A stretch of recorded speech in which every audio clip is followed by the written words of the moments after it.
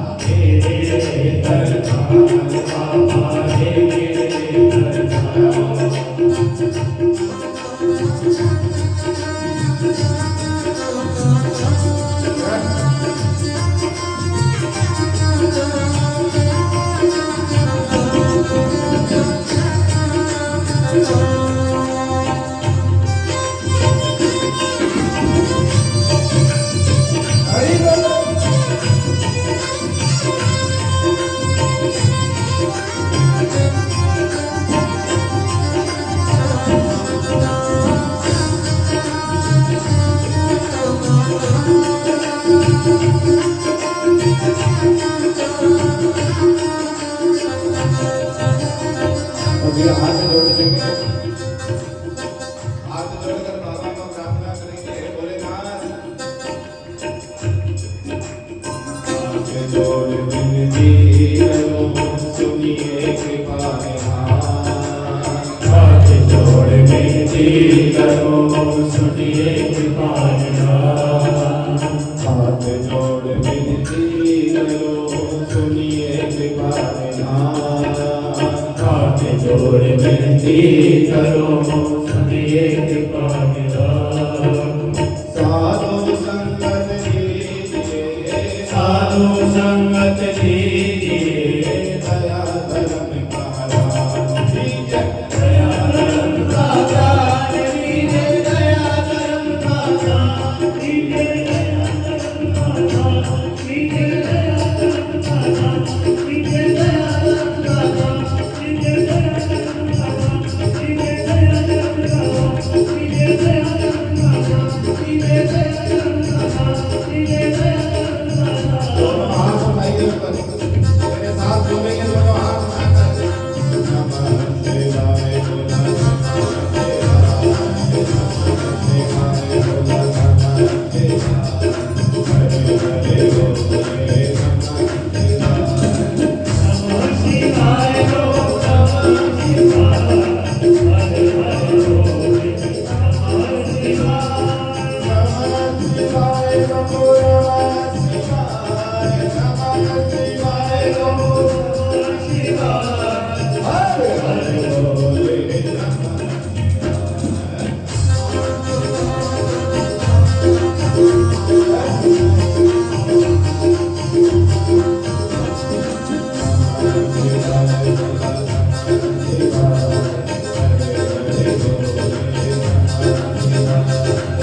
नमः शिवाय बोला, नमः शिवाय बोला, नमः शिवाय बोला, नमः शिवाय।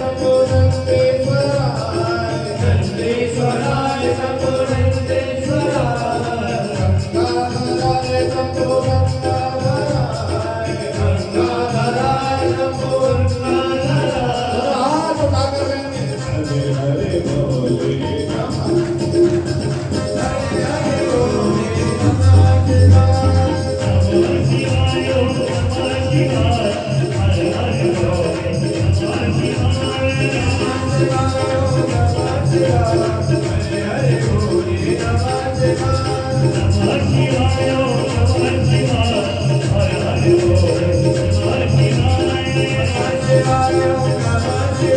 नमः शिवाय बोलो,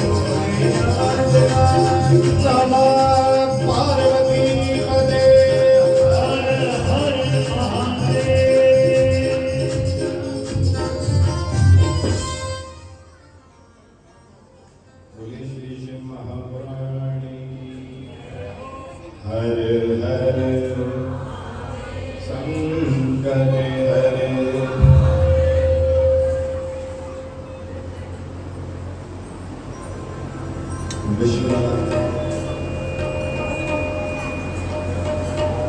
बाबा शेषर महादेव उनकी पावन पवित्र कथा श्री शिव महापुराण की कथा में हम प्रवेश करने जा रहे हैं। बड़े सौभाग्य की बात है, आपको बाबा भोलेनाथ की कथा श्रवण करने का अवसर मिला है। कल की कथा में मैंने बताया था, भाग्य हृदय बहुत समृद्ध थे, सत्संगम चाल लौटे पुरुषों लेता रहा। एक जन्म का नहीं, हजारों लाखों करोड़ों जन्मों की जब हमारे भाग्य हृदय होते हैं ना, तब बाबा की कथा कराने या श्रवण करने में रुचि उत्पन्न होती है। और यहाँ तो आप स्वयं दूसरे दिवस की कथा में आकर बैठे हैं। बाबा भोलेनाथ कहते हैं, महर्षि वेदव्यास जी कहते हैं कि आज जो बाबा की कथा के लिए काम धंधा व्यापार परिवार सब कुछ छोड़कर आता है, जो बाबा की कथा के लिए घर परिवार को छोड़कर आता है, वो कैलाशवासी, वो मेरा आशेश्वर महादेव के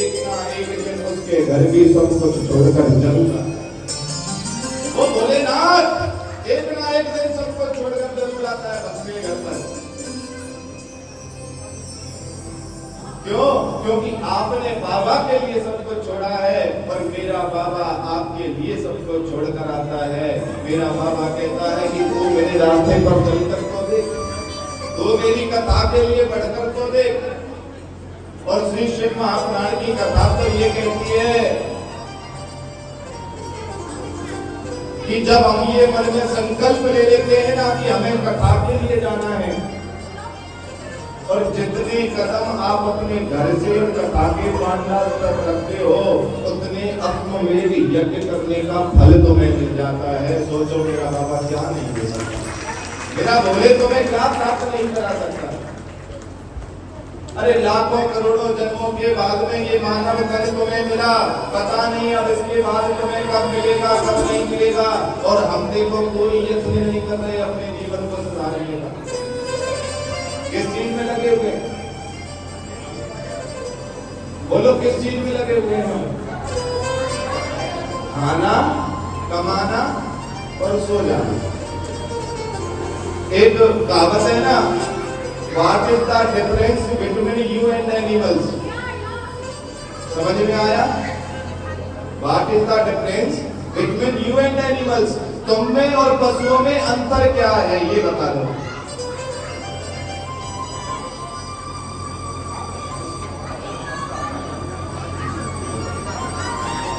बोलो, आप में और पशुओं में अंतर क्या है?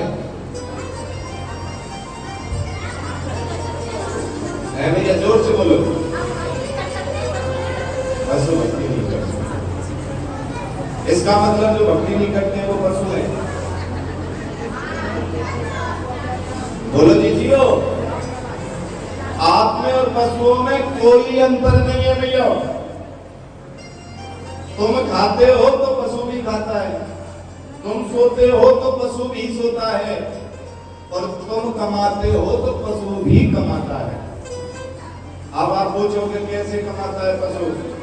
अगर किसी की गाय दूध ना दे कोई अपने घर बांध लेगा? क्यों? क्योंकि वो दूध नहीं दे रही है। तो वो जब तक दूध देती है तो उसे भोजन मिलता है। उसी तरह मानव जब तक कमा रहा है तो उसे भी भोजन मिल रहा है। तो आप में और पशुओं में कोई कभी अंतर नहीं है। अगर अंतर है तो वो सिर्फ एक अंतर है, तुम परमात्मा का विस्मरण कर सकते हो, तुम परमात्मा की भक्ति कर सकते हो, और पशु नहीं कर रहा है। अब आप सोच लो, आपको पशु बनना है या मानव बनना है? अरे ये मानव तन मिला और ये बड़े भाग्य से हमें मानव तन मिला, और देखो हमें से व्यर्थ में गवाए जा रहे हैं, इसका कोई लाभ नहीं दे रहे। लाखों योनियों को भुगतने के बाद में ये मानव तन मिला, और मानव तन मिलने के बाद तुम मर गए। मरने के बाद में तुमने भगवान को प्रार्थना की, भगवान ने चलो जैसे तैसे तुम्हें दोबारा भी मानव बनाकर भेज दिया, और फिर भी तुम खाना, कमाना, परिवार, बच्चे सब इसी में लगे रह गए। तो बताओ क्या व्यर्थ में जाएगा नहीं जाएगा जीवन? ये जीवन तुम्हारा व्यर्थ में जा रहा है। अनमोल तेरा जीवन यूं ही गवा रहा है, और किस ओर तेरी मंजिल किस ओर, और हम उसे व्यर्थ में गवाए जा रहे हैं।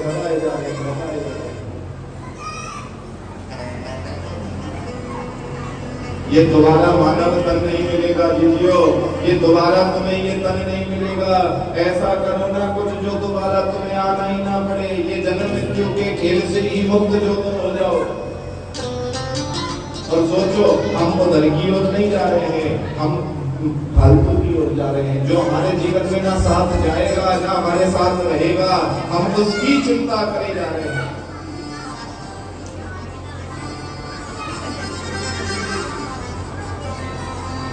एक बार प्रेम से बोलो, हरे हरे हरे हरे।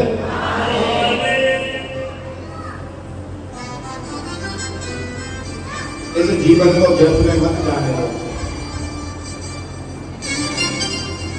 ये जीवन बड़ा अनमोल है तुम्हारा।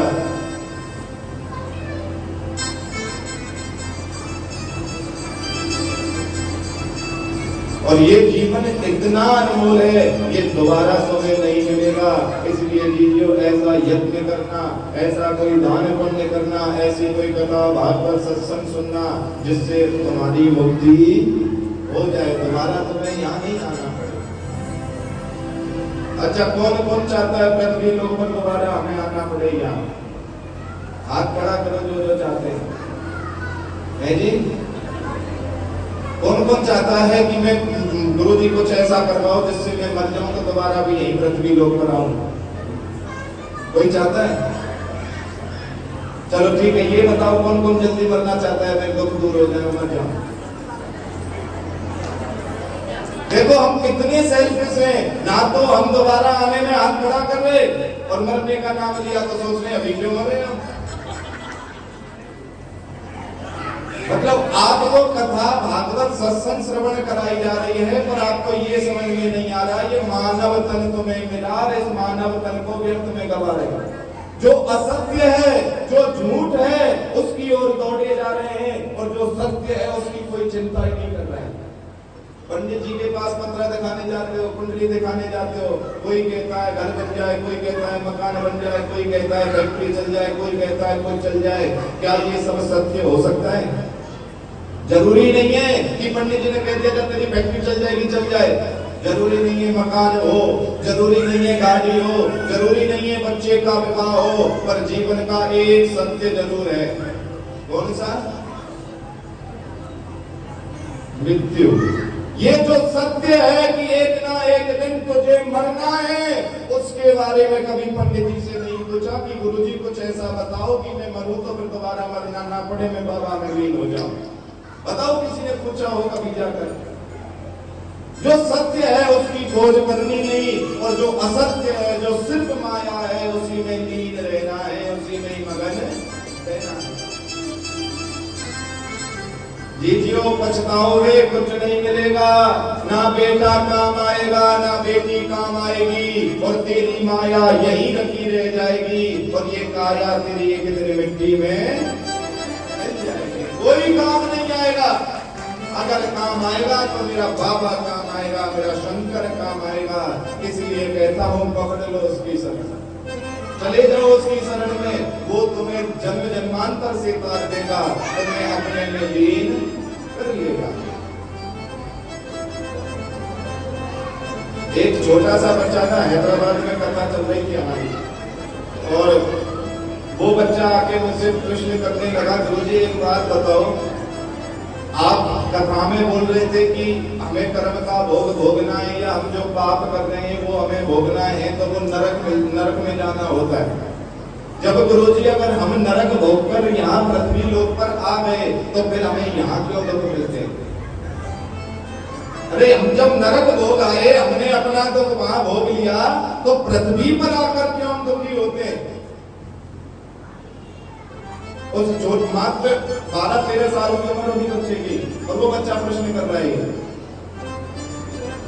उसके प्रश्न को सुनकर मैं इतना प्रसन्न हुआ, मैंने कहा बेटा तूने बिल्कुल सत्य कहा, ये नरक का भोग तो भोगना है, और नरक का भोग जब तुम भोग कर आ गए, या कर्म का भोग जब तुम भोग आए अपने, तो तुमने पृथ्वी पर आकर क्यों भोगा? उसका एक कारण है। जब कोई व्यक्ति हॉस्पिटल में भर्ती हो गया हो, हॉस्पिटल में भर्ती होने के बाद में डॉक्टर ने इलाज शुरू करा दिया, डॉक्टर ने कहा 1 महीने भर्ती रखना पड़ेगा। उसे 20 दिन हो गए भर्ती होते होते, इलाज चल रहा है। अब उसे अचानक कुछ याद आया, या आपके घर में कोई फंक्शन पार्टी आई, तो आप क्या कहोगे डॉक्टर को? बोलो, क्या बोलोगे डॉक्टर साहब को? कि कुछ ऐसा यत्न करो, हम इनको घर ले जाते, घर पे ट्रीटमेंट करते रहेंगे, और इनको यहाँ से छुट्टी कर दो। बोलते या नहीं बोलते मरीज के लिए? उस समय पर डॉक्टर कह देता है नहीं नहीं घर नहीं जाओगे, तो तुम बार बार रिक्वेस्ट करोगे, तो डॉक्टर उस मरीज को घर के लिए भेज देता है। अब वो घर पे तुम चाहे एक नर्स रख लो, चाहे तुम घर पर खुद ट्रीटमेंट करो, वो बेचारा हॉस्पिटल से घर पर आकर उस दुख को भोग रहा है। उसी तरह से महापुराण की कथा कहती है, ये नरक का भोग भोगते भोगते हम इतने दुखी हो जाते हैं जिसकी कोई सीमा नहीं। तब हम भगवान की याद करते हैं, बाबा भोलेनाथ से कहते हैं बाबा अब हमें यहाँ से निकाल दो और दूसरी जगह कहीं भेज दो, हम वहां अपना ये दुख भोग लेंगे। इसीलिए वो नरक का दुख भोगने के लिए पृथ्वी पर दोबारा आ जाते हैं। ये कर्म का भोग है, भोगना पड़ेगा। ये कर्म का भोग है, ये भोगना तो पड़ेगा तुम सबको। इसीलिए आप सबसे बार बार कहता हूं जो कुछ काम नहीं आएगा, अपनी मुक्ति का रास्ता ढूंढ लो, अपना रास्ता जरूर ढूंढ लो। कोई संग नहीं देगा समय पर, संग देगा तो मेरा बाबा ही तुम्हारा संग देगा, मेरा शंकर, मेरा आशीश्वर महादेव तुम्हारा संग देगा, और कोई संग नहीं देगा तुम्हारा। मुक्ति और मोक्ष ये दो है। मुक्ति हमें शरीर से मुक्त कराती है और मोक्ष हमें परमात्मा से मिलन कराता है। इसीलिए मोक्ष का रास्ता ढूंढो। दान पुण्य करके, थोड़ा जप तप करके मुक्ति तो मिल जाएगी भैया, पर मोक्ष मिलना आसान नहीं है। इसीलिए कहता हूँ बाबा के नाम का इतना जप करो, इतना जप करो कि मेरा बाबा स्वयं तुम्हें लेने आए, ना तुम्हारा फिर मरण हो, ना तुम्हारा जन्म हो, फिर तुम बाबा में जाकर लीन हो जाओ। ऐसा यत्न, ऐसी प्रार्थना करो बाबा से, हे भोलेनाथ यही हमारा लक्ष्य होना चाहिए। ये जब ये हमारा लक्ष्य होगा तभी तुम्हें लाभ मिलेगा, अन्यथा तुम्हें लाभ नहीं मिलेगा। एक बार प्रेम से बोलो हरे हरे।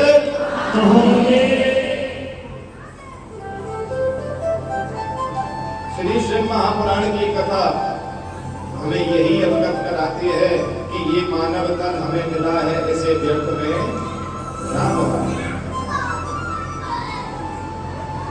भागवत कथा, राम कथा,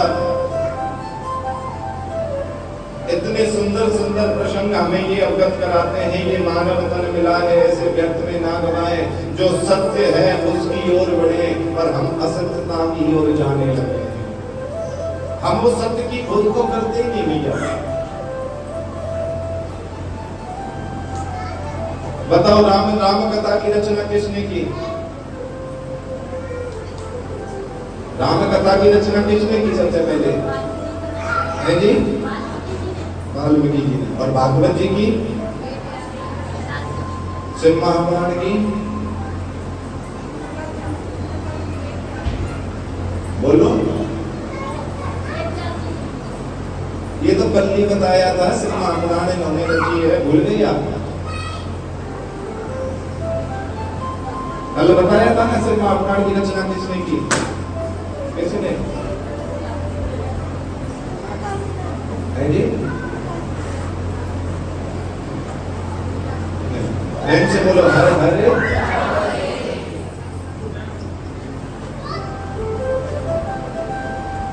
एक ना कहीं प्रोग्राम हो रहा था, एक जैसे ये मंदिर है ना, ऐसे ही पंजाबी सभा का मंदिर था, वहां हर वर्ष प्रोग्राम होता था।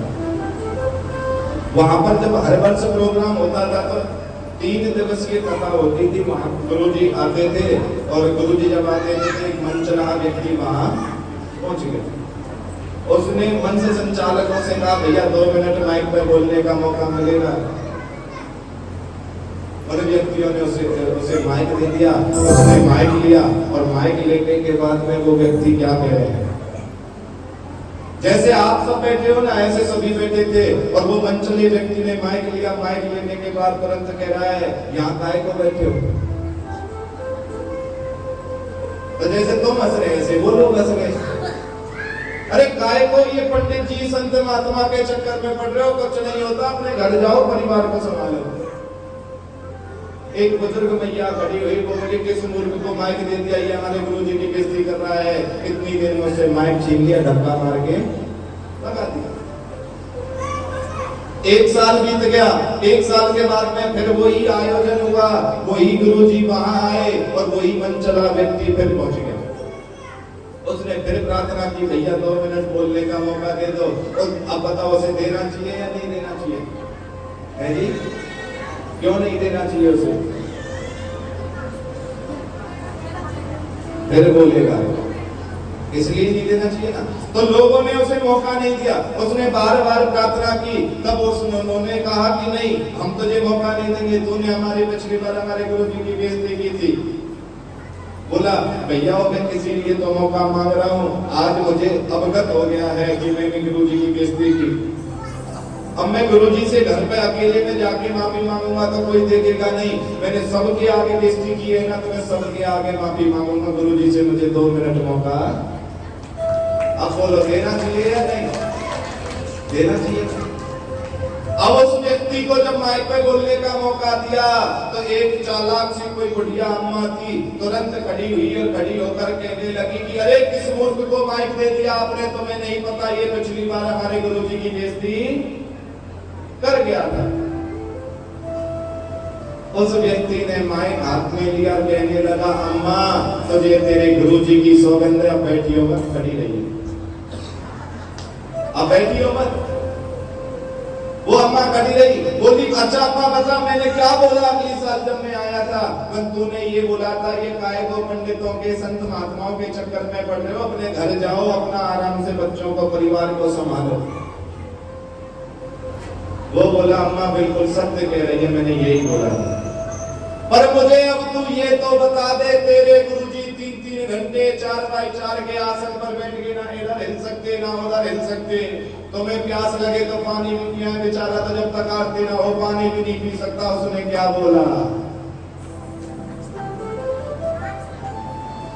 बता, तेरे गुरुजी ने क्या बोला तुझे? अम्मा ने नीचे नाड़ कर लिए ऐसे, बोली वो बोला अम्मा इसीलिए तो कह रहा था जब तेरा गुरुजी बेचारा भूखा प्यासा तुझे कथा सुना रहा है वो तेरे समझ में नहीं आई, और मैं 1 साल पहले जो कह के गया वो तुझे आज तक याद है, फिर काय को चक्कर में पड़ गया, अपने घर जा रहा आराम से रहे, आराम से रहे। तो वही काम तुम तो नहीं कर रहे भाई है जी, कहीं आप लोग कर रहे हो वही काम।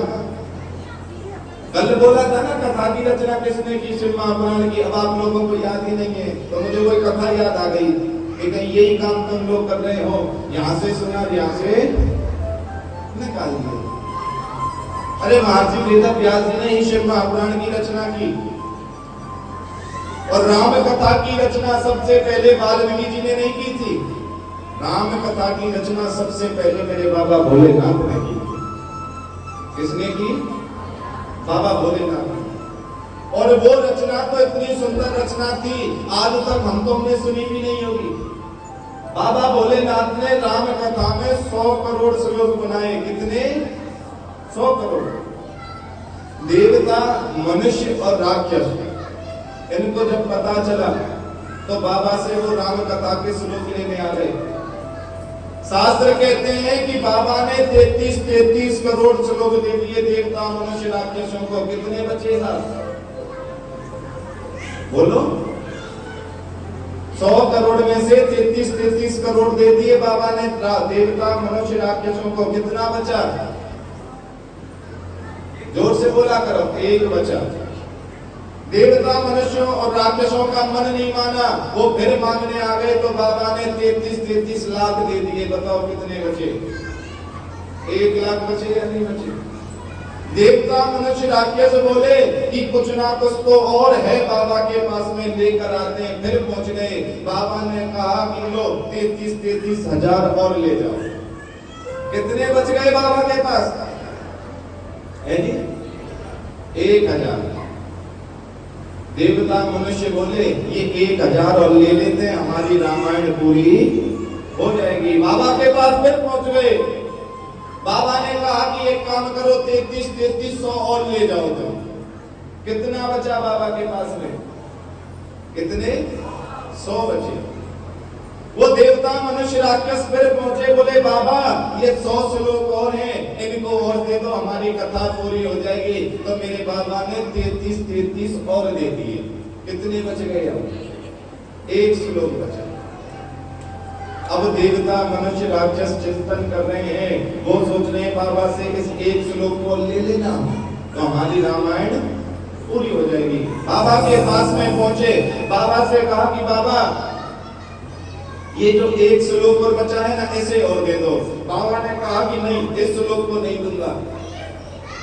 देवता, मनुष्य, राक्षस बोले बाबा हमने तो सुना है कि शिव के द्वार पर जो आए वो खाली हाथ नहीं जाता, और आज तुम मना कर रहे हो। तो मेरे बाबा ने व्याकरण में ना अनुष्टुप छंद होता है, उस श्लोक को अनुष्टुप छंद से तोड़ा और उस श्लोक के 32 अक्षर बनाए। कितने? और मेरे बाबा ने 10-10 उनको दे दिए। अब बाबा के पास कितने बचे हैं जी? 2 बचे। देवता मनुष्य राक्षस बोले बाबा हमारी रामायण पूरी हो जाएगी, ये 2 अक्षर और दे दो ना। मेरे बाबा ने कहा कि अब तो चाहे मुझे पाप क्यों ना करना पड़े, पर ये 2 अक्षर में तो मैं नहीं दूंगा। देवता बोले बाबा इन 2 अक्षरों में है क्या, ये तो बता दो। तब मेरे बाबा मुस्कुरा कर कहने लगे ये 2 अक्षर कोई और नहीं, यही 2 अक्षर है जिसकी रामायण है। ये मेरा राम है, मैं राम तो नहीं दूंगा बाकी सब। ये मेरा राम है, मैं राम को नहीं दूंगा तुम्हें कभी, बाकी जो तुम्हें ले जाना है ले जाओ। ऐसी राम कथा है। इतनी सुंदर सुंदर व्याख्या है राम कथा में जो बाबा भोलेनाथ ने रची है। एक बहुत सुंदर प्रसंग है राम कथा में। एक बार जब माता सीता का विवाह हुआ, माता सीता अयोध्या में आई। अयोध्या में आने के बाद में 8 महीने तक माता सीता ने ना अयोध्या का पानी पिया ना खाना खाया। सोचकर देखो नई नई बहू आए, 8 महीने तक ना पानी पिए ना खाना खाए, तो उसके घर का माहौल क्या होगा? कैकेयी, कौशल्या, सुमित्रा सब आए, पूछे बेटी क्या बात है, तू हमारे यहाँ का पानी क्यों नहीं पीती, तू हमारे यहाँ का खाना क्यों नहीं खाती? पर सीता माँ किसी को कुछ नहीं बोलती। राजा दशरथ आए, दशरथ ने भी पूछा, सीता ने कुछ नहीं बोला। तब दोबारा कैकेयी माता आई जो मेरे राम जी की सबसे लाडली माँ थी। मेरे राम की सबसे लाडली माँ थी कैकेयी। जो हम तुम कहते हैं ना कि कैकेयी माँ ने गलत किया, कैकेयी माँ ने कभी गलत नहीं किया था। कैकेयी माँ से तो मेरे राम ने करवाया था। मेरे राम ने माँ से वचन मांगा था, माँ मैं तुमसे कोई वचन मांगू तो देगी। कैकेयी माँ ने कहा कि प्रभु मेरा राम मुझसे अगर कुछ मांगे और मुझसे ना दिया जाए, मैं फिर तो व्यर्थ है मेरा जीवन। मेरे प्राण भी मांगेगा तो रघुवर, मैं तो तेरे ऊपर अपने प्राण न्यौछावर कर दूंगी। ऐसी चीजें वो कैकेयी। राम जी ने कहा माँ फिर सोच ले, मैं जो मांगूंगा ना उससे तुझे बहुत पीड़ा होगी। कैकेयी माँ ने कहा क्या? पर मैं अगर तुझसे वचन मांगूंगा तो उस वचन के कारण संसार में कोई भी माँ बाप अपनी बेटी का नाम कैकेयी नहीं रखेगा। कैकेयी ने कहा कि रघुवर, मेरे रघुवर की अगर खुशी में मेरे नाम में बदनामी आए तो चलेगा, पर मेरा राम दुखी नहीं होना चाहिए, मेरा राम सुखी रहना चाहिए। मांग जो तू मांगेगा मैं दूंगी। राम जी बोले मैया मैं ऐसा कुछ मांगने वाला हूं जिससे तुझे विधवा होना पड़ जाएगा। कैकेयी मां 2 मिनट तो शांत रही और फिर बोली कि रघुवर हे मेरे राम, अगर राम की खुशी में मुझे विधवापन रहना पड़े तो मैं विधवा भी रह लूंगी, पर मेरे राम मांग तुझे क्या चाहिए, मैं अपने राम को मना नहीं करूंगी। तब मेरे राम ने कहा कि मैया मुझे कुछ नहीं चाहिए, जब मेरा विवाह हो और मेरा राज्याभिषेक होगा उस समय पर मुझे 14 वर्ष के लिए वनवास भेज देना और मुझे कुछ नहीं चाहिए। कैकेयी मां कहीं कहीं जमीन पर गिर गई, बोली कि रघुवर ये मुझसे नहीं होगा। अरे तुम तो मेरे आंखों के तारे हो, मैं तुम्हें कैसे जो है वन में भेज सकती हूँ? तब मेरे राम जी कैकेयी मां को समझा रहे हैं। मेरे राम कह रहे हैं कि मैया अगर तुमने आज मुझे वन में नहीं भेजा ना तो सबरी कर रही रास्ता साफ, राम मेरे कब घर आएंगे। मैं उनको क्या दिखाऊंगा, क्या कहूंगा, उनकी भक्ति के बारे में मैं क्या बताऊं? मैया मुझे जाना जरूरी है। और एक तू ही माँ ऐसी है, इतनी कठोर है कि अगर वो ठान ले तो मुझे भेज सकती है और किसी माँ की हिम्मत नहीं है। मैं पिताजी से कहूंगा पिताजी कभी नहीं जाने देंगे, कौशल्या माँ से कहूंगा वो कभी ये होने नहीं देगी। हे कैकेयी माँ आज तेरा पुत्र तुझसे कुछ मांग रहा है, ये मेरी झोली में डाल दो। तुम्हारे 2 वचन हैं पिताजी पर। पहले वचन में राम 14 वर्ष का वनवास और दूसरे वचन में भरत का राज्याभिषेक। माँ मुझे ये वरदान दे दो। सोचकर देखो केकई के ऊपर क्या बीती होगी। तो केकई माँ ने अपनी मंद बुद्धि से नहीं किया, राम के कहने से किया। केकई कभी गलत नहीं थी। भगवान शंकर की राम कथा में बड़ा सुंदर प्रसंग है कि वो जब केकई माँ सीता के पास में पहुंची, पूछने लगी कि बेटी तुझे क्या तकलीफ है? हे सीता, तू हमारे यहाँ का भोजन क्यों नहीं करती? तू हमारे यहाँ का पानी क्यों नहीं पीती? तब सीता माँ ने कहा कि मैया, मेरे पिताजी ने मुझे शिक्षा दी है, मेरे पिताजी ने मुझे कहा है कि जिसके घर में भांजे की हत्या हो रखी हो ना, उसके घर का पानी भी नहीं पीना चाहिए, नहीं तो 28 प्रकार के नरक भोगने पड़ते हैं। कितने? 28 प्रकार के नरक। और मैया, तुम्हारे सूर्य वंश में तो भांजे की हत्या हो रखी है, मैं तुम्हारे यहाँ का पानी नहीं पीऊंगी, मैं तुम्हारे यहाँ का भोजन नहीं करूंगी। केकई माँ ने कहा कि अरे सीता, तू ये क्या बोल रही है? जिस वंश में कोई एक चींटी को नहीं मारता, तू कहती है भांजे की हत्या की है। नहीं, ऐसा नहीं हो सकता। अब इतनी देर में ये बात पूरी अयोध्या में अग्नि की तरह फैल गई, आग की तरह ये बात फैल गई।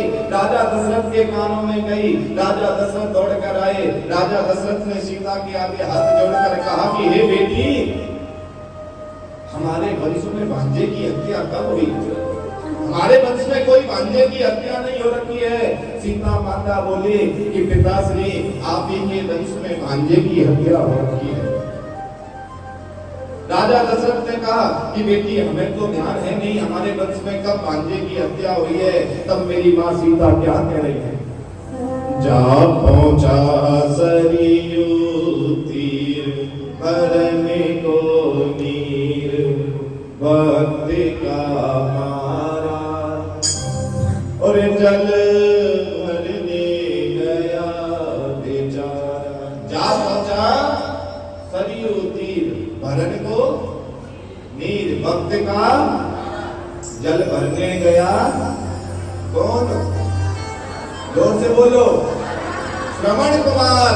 और राजा दशरथ ने जैसे ही सुना, राजा दशरथ की आंखों में आंसू आ गए। राजा दशरथ जोर जोर से रोने लगे।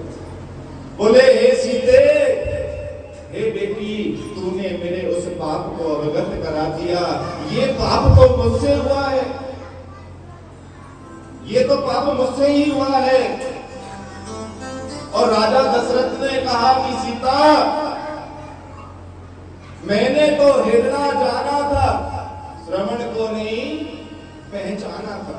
कि हे सीते, मैंने तो हिरण समझा था, मैंने श्रवण को नहीं पहचाना था।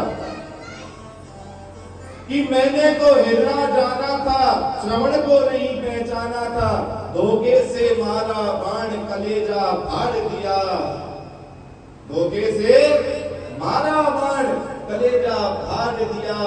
और मैंने श्रवण कुमार को ये तो मुझसे बहुत बड़ा अपराध हुआ है। और राजा दशरथ से जब वो बाण चला, राजा दशरथ जब दौड़कर पहुंचे किसके पास? श्रवण कुमार के पास में।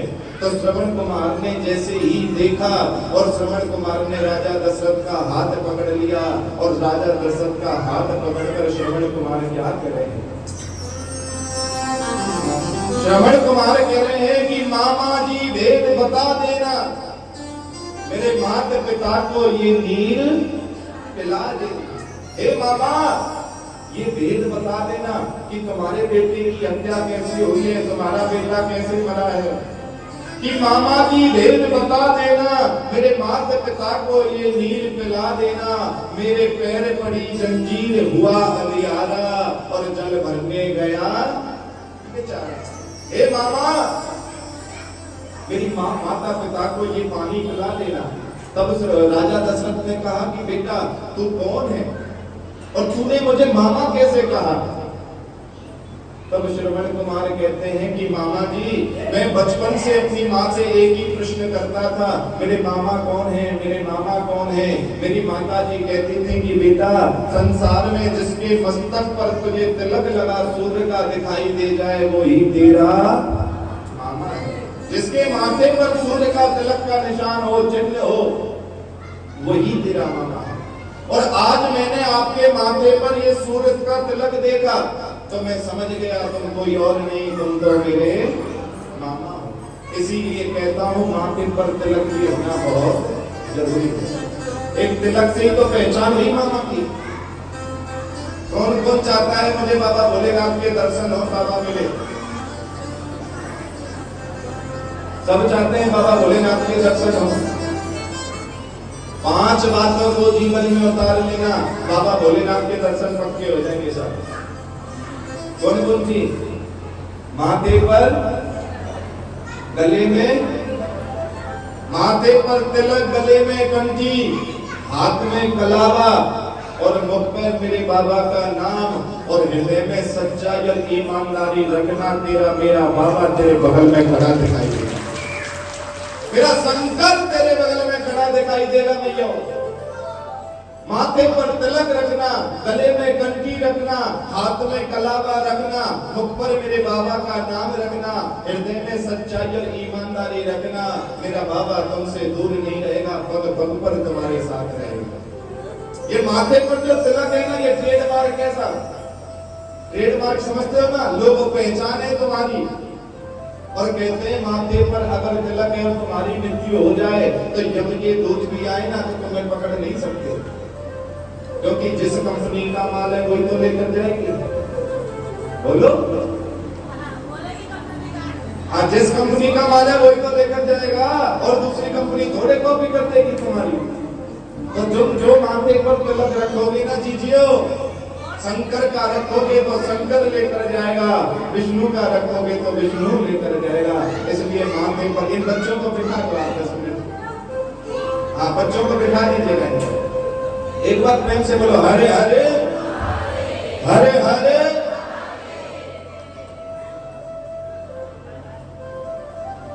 ये माथे पर तिलक ना तुम्हारी एक पहचान कराता है। और हमारे गुरुदेव को बड़ा सुंदर एक उपाय बताते थे कि अगर माथे पर तिलक नहीं है ना तो ये माथा शमशान के बराबर है। किसके बराबर है? अगर माथे पर तिलक नहीं है तुम्हारे तो ये माथा तुम्हारे शमशान के बराबर दिखता है। इसलिए माथे पर तिलक होना जरूरी है। और हम माथे पर तिलक लगाना पसंद नहीं करते। अपने बच्चे को तुम तिलक लगा दो, बताओ लगवाता है तुम्हारा बेटा तिलक? क्यों बताओ दीजिए? इसलिए नहीं लगवाती तुम्हारी संतान माथे पर तिलक? बोलो है जी। वो इसलिए नहीं लगवाते कि वो कहते हैं हमारे यार दोस्त हमें कुछ बोलेंगे। माथे पर तिलक लग भी गया तो घर से बाहर जब निकलेगा पहले पहुंच लेगा उसको। सोच कर देखो, जो संतान तुम्हारे पूर्वजों को नहीं मान रही, जो संतान तुम्हारे दादा परदादाओं के नाम का एक दीपक नहीं लगा रही, वो क्या तुम्हारी सेवा कर देगी? बोलो, कर देगी? अरे काय को आए आए करना। पेपर में पास ना हो तो पंडित जी को पत्र दिखाना, नौकरी ना लगे तो उसके लिए शनिवार के व्रत करना। जब तुम्हें पता है वो तुम्हें सुख नहीं दे सकता, वो तुम्हें जो है लाभ नहीं दे सकता, उस संतान के लिए तुम दिन भर मेहनत पर मेहनत कर रहे हो, और जो तुम्हें पता है कि एक बार उसने अगर हाथ पकड़ लिया तो वो जीवन में कभी नहीं छोड़ेगा, उसे तुम्हें भूल कर छोड़ते हुए जा रहे हैं, उसे छोड़ते हुए जा रहे हैं। और देखो हम कहां अपने व्यर्थ में जीवन को गंवाए जा रहे हैं। इसलिए माथे पर तिलक। और बहुत व्यक्ति तो हमें कहते हैं गुरुजी मरते समय तिलक मिट गया तो फिर क्या करेंगे? फिर तो कंपनी की पहचान नहीं होगी ना किस कंपनी की है। तो उस समय पर दूसरा ऑप्शन होता है। कभी आपने कोई दवाई की शीशी देखी है? उस शीशी पर ऊपर ट्रेडमार्क होता है और शीशी के नीचे भी होता है या नहीं? तो हमारे गुरुदेव कहते थे कि अगर मरते समय माथे से तिलक मिट गया, चिंता मत कर, कंपनी की पहचान होगी, ऊपर से थोड़ा नीचे या गले में कंठी तो मिलेगी। गले में तो मिलेगी, फिर भी तुझे ये पता चल जाएगा जो आएगा वो कि ये किस कंपनी का माल है। तो गले में कंठी होनी चाहिए और माथे पर तिलक होना चाहिए। हम गले में कंठी नहीं पहन सकते, हम ना तुलसी पहन सकते हैं, ना रुद्राक्ष पहन सकते हैं। अरे गंगा यमुना स्नान करने का अवसर तो जब कब कब मिलता है। शिव महापुराण की कथा कहती है जीजियो, अगर आपके गले में रुद्राक्ष है और आप ओम नमः शिवाय हर हर महादेव कहकर स्नान कर रहे हो तो आपको गंगा स्नान का पूर्ण फल मिलता है, क्योंकि तो रुद्राक्ष से गिरा हुआ पानी गंगा के समान होता है। आपके गले में तुलसी है और आप श्री कृष्ण शरणम मम कहकर स्नान कर रहे हो तो आपको यमुना स्नान करने का फल मिलता है। इसलिए गले को कभी सूना मत रखना, गले में तुलसी या रुद्राक्ष जरूर रखना। और आपने सुना होगा मरते समय लोग कहते हैं 2 तुलसी के पत्ते दे दो, बोलते हैं या नहीं? मरते समय लोग तुलसी की माला तक नहीं उतारते गले में से और पहनाते हैं, क्योंकि तुलसी जिसके गले में होती है वो कभी नरक नहीं जाता है, वो हमेशा मोक्ष की प्राप्ति की ओर जाता है। इसलिए गले में तुलसी जरूर रखनी चाहिए। समय का कुछ नहीं पता, एक घड़ी आधी नहीं पुनियार, तो समय का कुछ नहीं पता, कब कहां कैसे कट जाए, कब मृत्यु आ जाए। इसलिए जितना हो सके परमात्मा का भजन करो, परमात्मा का स्मरण करो और गले में कंठी जरूर रख दो, माथे पर तिलक जरूर रख दो। मस्तक पर तिलक नहीं है और सुबह सुबह तुम्हारा कोई दर्शन कर ले, समझ लेना उसको शमशान के दर्शन हो गए, उसके काम नहीं बनते। बिना मस्तक का व्यक्ति अगर अच्छे काम में आगे आ जाए ना तो उसके कभी काम नहीं बनते, क्योंकि ये पूर्वजों का जो बढ़िया पुराना है ना भैया, ये बड़ा विचित्र है। पहले की जो शादियां होती थी, पहले की शादियों में बिटिया को जब देखने जाते थे तो क्या करते थे बताओ? है जी, क्या करते थे? पहले जब शादियों में बिटिया को देखने जाते थे ना, कुछ नहीं करते थे वो लोग, वो जाते और जाने के बाद में उस बिटिया से कहते कि बेटा एक बार पैर पानी में भिगो कर। आप सबने तो शायद अब आप तो नए जमाने के हो गए ना सब, आपको तो सुंदरता दिखनी चाहिए, गोरी है काली है ये सब देखते हैं आप। पहले जो लोग थे जो अपने बेटे के लिए बेटी देखने जाया करते थे, वो बेटिया को कहते थे बिटिया तू अपने पैर पानी में भिगो कर आ, और जब वो पानी में पैर भिगो कर आती थी उस पैर को जमीन पर रखती थी।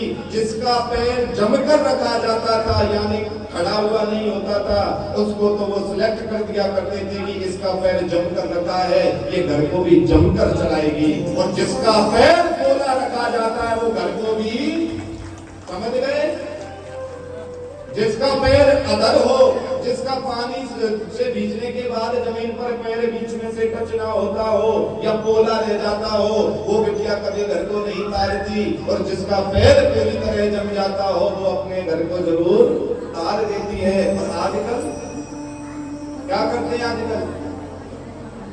आजकल तो सुंदरता देखी जाती है, काला है या गोरी है, और उस सुंदरता को देखकर शादी कर देते हैं। और फिर हम जैसे पंडितों के पास जाकर कोई काला गोरी बना दिया आगे, फिर वो काला ही गोरी को बनाएगी।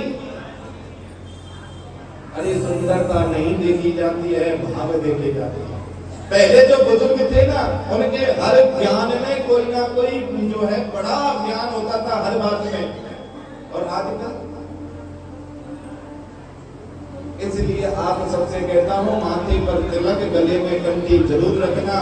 ये 2 चीज तुम्हारे पास रही ना तो कभी भी नरक की ओर नहीं जाओगे, मेरे बाबा की ओर जरूर जाओगे, मेरे भोलेनाथ की ओर जाओगे। जिसे तुलसी पहननी है वो तुलसी पहनो, जिसे रुद्राक्ष पहनना है वो रुद्राक्ष पहनो। पर हमारे देश की या हमारे इन मानवों की सबसे बड़ी समस्या है गले में कंठी। पता है क्यों नहीं पहनते है जी? क्यों नहीं पहनते गले में कंठी? इस जीव के कारण, इस जीव के कारण नहीं पहनते। क्यों? क्योंकि उनको पता है गले में तुलसी या रुद्राक्ष डाला तो ये खाने को नहीं मिलेगा, खाने ना मिलेगा तो ना मिलेगा। आज तू जीव के स्वाद में भगवान को छोड़ गई, शंकर को छोड़ गई। वो शंकर कह रहा है चिंता मत कर, यमराज नहीं छोड़ेगा। फिर ध्यान रख, जो नरक भोगती रहेगी। अब देख ले, तुझे नरक चाहिए या जीव का स्वाद चाहिए? इसलिए हम कंठी नहीं पहनते, सोच कर देखो। क्या इन सब उल्टी सीधी चीजों को खाने से कभी भी तुम्हें जो है लाभ मिल जाएगा? बोलो। आप जो है प्याज लहसुन इत्यादि का प्रयोग करते हैं या मीट मांस का प्रयोग करते हैं, इनसे क्या होता है? बोलो। ये तुम जो उल्टा सीधा खाते हैं ना, इस उल्टे सीधे खाने से कभी कुछ लाभ नहीं होता है। नहीं तो ऐसे तो ब्राह्मणों के घर तो आजकल होते ही नहीं। हमारी तो कभी संतान होती नहीं, फिर कभी तो या हम जिंदा है क्या, हमें कोई कमी है? उल्टा सीधा खाए से कुछ नहीं होता है। तुम कहते हो ना, भगवान ने एक ही बात कही है गीता में और श्रीमद् महापुराण में मेरा शंकर कहता है, तुम किसी को काट कर खाओगे तो एक ना एक दिन वो भी तुम्हें काट कर खाएगा। क्यों? क्योंकि श्रीमद् महापुराण की कथा कहती है भगवान से डरो या मत डरो, माता पिता से डरो या मत डरो, इस संसार से डरो या मत डरो, पर जियो अपने कर्म से जरूर डरना। ये कर्म का भोग भोगना पड़ेगा, ये कर्म का भोग है और ये तुम्हें भोगना जरूर पड़ेगा। संडे हो या मंडे, ध्यान रखना। आज तो तुम ये कह रहे हो ऊपर मेरा यमराज, वो भी ये कहेगा जियो संडे हो या मंडे रोज खा तू अब डंडे, वो भी नहीं छोड़ेगा तुम्हें। आज तुम किसी की आत्मा को दुखाकर अपना जीव का स्वाद ले रहे हो, वहां पर यमराज भी तुम्हें एक एक पाई पाई का हिसाब लेता है। तो इसलिए दूसरे की आत्मा को दुखाकर कभी पेट मत करो। तो गले में कंठी रहेगी, हाथ में कलावा रहेगा और मुख में मेरे बाबा का नाम रहेगा, तो मेरा शंकर हमेशा तुम्हारे साथ रहेगा। इस प्रकार की भक्ति होनी चाहिए। राजा दशरथ के मस्तक पर वो तिलक देखा और तिलक देखने के बाद में राजा दशरथ को वो मामा कहने लगा श्रवण कुमार। राजा दशरथ बड़े घबरा गए। राजा दशरथ उस जल के कलश को लेकर गए और राजा दशरथ जब जल के कलश को लेकर गए तो राजा दशरथ ने क्या देखा कि दो बुजुर्ग बैठे हैं, वो भी अंधे। राजा दशरथ की एक बहन थी जिसका नाम था सुहांगी। क्या नाम था? और राजा राम जी की भी एक बहन थी। क्या नाम था राम जी की बहन का? है जी? शांता। वैसे शांति नाम था। अक्सर होता है ना घरों में, आप सब माताएं अनुभव भी किया होगा, जिसके घर में शांति होगी ना उसी के घर में अशांति ज्यादा मिलेगी। होता है नहीं? जिसके घर, क्योंकि हमारे गांव में एक पड़ोस में दो घर छोड़ के थी शांति नाम की लेडीज, और मैं रोज देखता हूँ शांति नाम की लेडीज को कि वहां अशांति, दिन भर कलेश रहता। मैं बताओ क्या विचित्र है, नाम शांति और काम अशांति। तो राम जी की बहन का नाम था शांति। राजा दशरथ आए, राजा दशरथ ने अपनी बहन को देखा, सुहांगी को, और बहन को देखने के बाद में राजा दशरथ ने दूसरी ओर देखा तो उनके जीजा थे शांति मुनि। क्या नाम था? शांति। राजा दशरथ पहुंचे ही होंगे, इतनी देर में तो उनकी बहन सुहांगी ने हाथ अपना हिलाया और शांति मुनि को कहने लगे कि स्वामी, लगता है आज मेरा भाई मुझसे मिलने आ गया। सोचकर देखो क्या कृपा होगी, वो क्या भाव प्रेम होगा वो एक बहन का, कि अपने पति से कह रही है कि प्रभु मुझे लगता है कि आज मेरा भाई मुझसे मिलने आ रहा है। अब सोचो राजा दशरथ के हृदय पर क्या बीती होगी कि उसके बेटे की हत्या उसकी बेटे की हत्या करने वाला राजा दशरथ अपनी बहन से मिलने आ रहा है। और जैसे जैसे दशरथ करीब आए, सुहांगी समझ गई ये कोई और नहीं, ये तो मेरा भाई आ रहा है, क्योंकि भाई का बहन का प्रेम भाई के प्रति बहुत होता है। पर इस कलयुग ने बहन भाई के प्रेम में इतनी दूरियां ला दी है साहब, जिसकी कोई भाई भाई पर करता नहीं विश्वास, भाई भाई पर करता नहीं विश्वास, और बहन पराई हो गई और साली खासम। आजकल देखो ये इतना घोर हो रहा है कि भाई भाई पर विश्वास नहीं कर रहा है, बहन पराई होती जा रही है और साली खासम खास होती जा रही है। अरे प्रेम देखना है तो राजा दशरथ की बहन का देखो ना, 10 कदम दूर से ही स्वामी मैया समझ गई थी कि कोई और नहीं, ये तो मेरा भाई आ रहा है। और वो मैया जो अंधी है पर अपने भाई की आहट से ही समझ गई कि मेरा भाई मेरे पास में आ रहा है। वो प्रेम होता है भाई बहन का, ऐसा प्रेम होता है भाई बहन का। पर हमने तो वो प्रेम बिल्कुल ठुकरा दिया, ना तो माता पिता की इज्जत रही, ना भाई बहन की इज्जत रही। हम किसी की कोई इज्जत नहीं करते। आजकल तो इतने बड़े विचित्र जो है विपरीत बच्चे होते जा रहे हैं कि नई सदी से मिल रही दर्द भरी सौगात, और बेटा कहता बाप से तेरी क्या।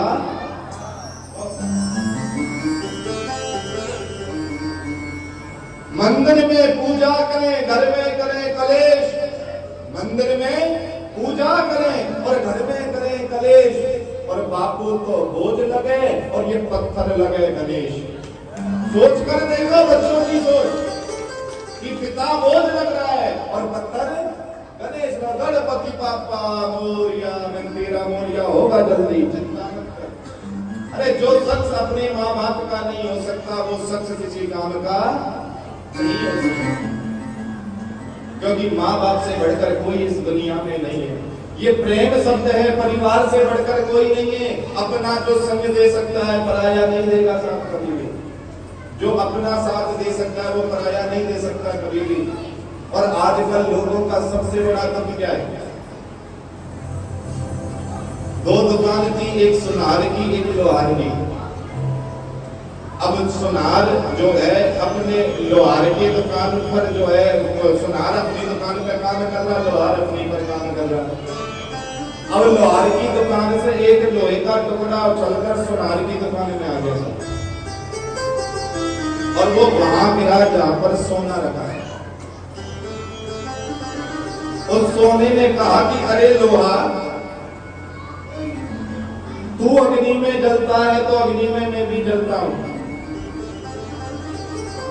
तो तू पिटता है तो पिटता मैं भी हूं। तुझका कोई आभूषण या कोई जंगला खिड़की कुछ हथियार कुछ भी बनाया जाता है तो मुझसे भी कोई ना कोई आभूषण बनता है। पर यूं बता, तू इतना क्यों रोता है? मैं तो रोता नहीं, क्योंकि सोने को पीटोगे तो कैसी आवाज आती है? खाली टुक टुक की आवाज आएगी, और लोहे को पीटेंगे तो टन टन की आवाज आएगी। कि लोहे जो है, वो सोना बोला, अरे लोहा तू इतनी आवाज क्यों करता है? लोहे ने कहा कि सोना, तूने सत्य कहा कि तू अग्नि में जलता है तो अग्नि में मैं भी जलता हूँ, तू पिटता है तो मैं भी पिटता हूँ, तुझसे भी कुछ लगता है तो बनता मुझसे भी है। पर सोना, तुझे नहीं पता मैं रोता क्यों, तू नहीं जानता मैं रोता क्यों। अरे सोना, तू ये बता, तू पिटता किससे है? बोला हथौड़ी से। बोला हथौड़ी किसकी है? और लोहे की। अरे सोना, तुझे तो पराया मार रहा है, मैं तो लोहा, मुझे लोहा ही मार रहा है, मुझे अपना ही मार रहा है, कोई और नहीं मार रहा। मैं इसलिए रोता हूं ज्यादा कि मुझे मेरा ही मार रहा है। तुझे तो लोहा दूसरा मार रहा है ना, दूसरा दुख देगा तो दर्द नहीं होता है, पर जब अपना दुख देता है ना तो वो दर्द सहन नहीं होता है। ऐसा इसीलिए संसार की दुनिया इतनी बदल गई है कि देख तेरे संसार की हालत क्या हो गई और कितना बदल गया इंसान। ना माँ बाप की इज्जत रही, ना भाई बहनों में आपस में प्रेम रहा, सिर्फ एक फॉर्मलिटी वाला चल रहा है परिवार। रिश्ते भी मतलब एक फॉर्मलिटी में निभाए जाते हैं, बस कोई इज्जत नहीं है किसी भी प्रकार कहीं भी।